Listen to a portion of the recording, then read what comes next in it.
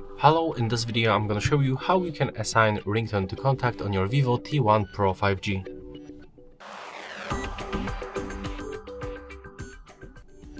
First of all, you have to open the phone dialer and then you have to move from the favorites or recent to the contacts, and right now pick one of the contact, for example Andrew. You have to accept all the permissions that will pops on your screen. Next you have to click on these three dots in the right upper corner and then tap to set ringtone. As you can see right here, we can find a list of default ringtones that we can set up. So if you want to switch, for example, for the vintage ring, just click on it once and then click OK.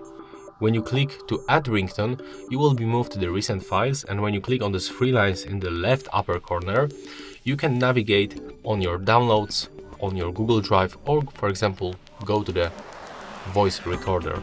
So if you download any audio file and you want to set the custom ringtone, you can just pick it from the list and then just click OK to confirm. And that's how it looks. Hope you like it.